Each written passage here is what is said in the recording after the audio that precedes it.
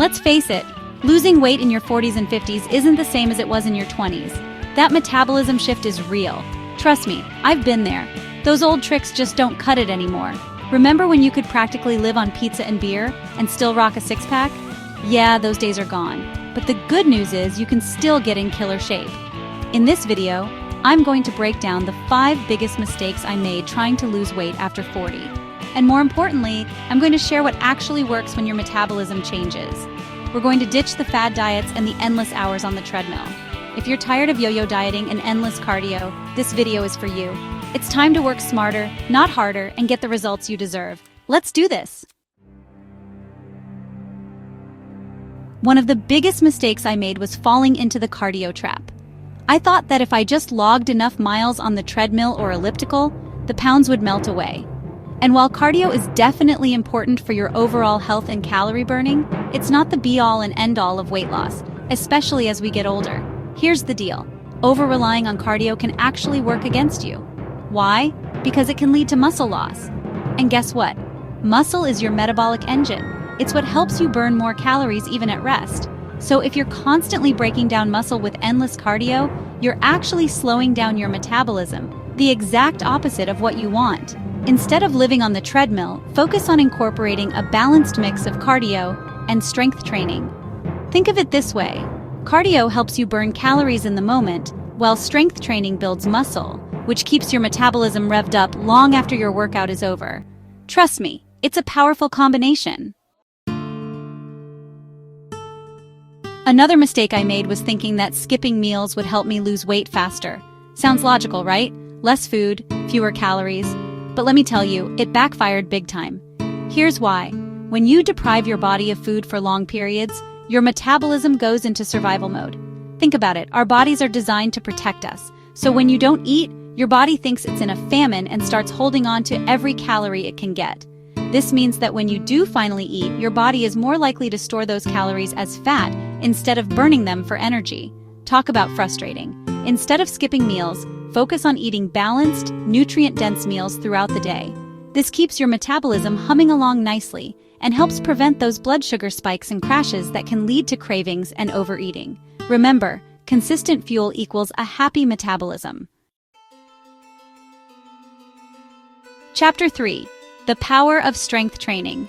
I used to think strength training was just for bodybuilders, not for women trying to lose weight. Boy, was I wrong. Ignoring strength training is a huge mistake, especially as we age. Remember how we talked about muscle being your metabolic engine? Well, strength training is the key to building and maintaining that muscle.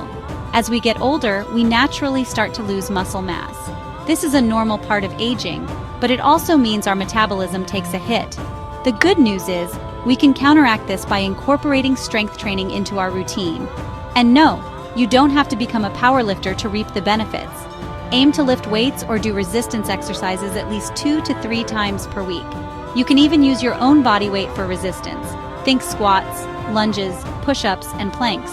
Strength training not only helps you build muscle, but also strengthens your bones, improves your posture, and boosts your overall fitness level.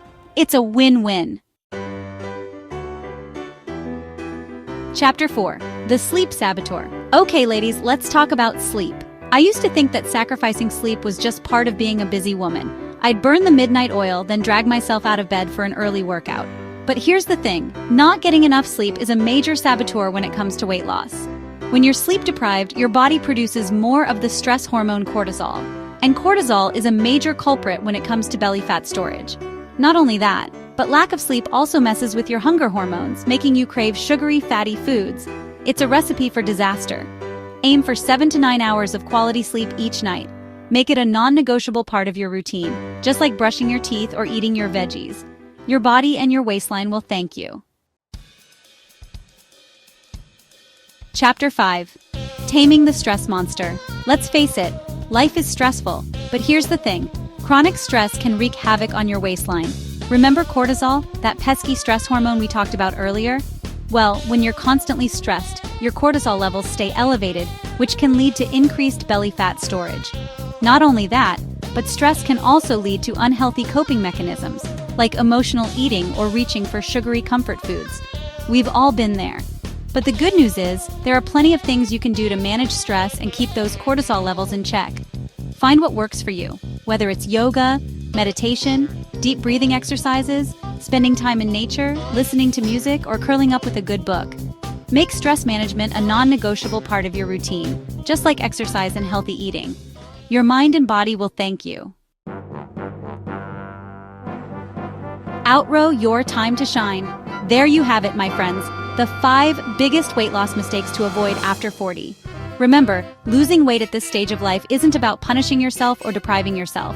It's about working smarter, not harder, and finding a sustainable approach that nourishes your body and mind. Focus on a balanced approach that includes proper nutrition, regular strength training, quality sleep, and stress management techniques that work for you. It's about making gradual, sustainable changes that you can stick with for the long haul.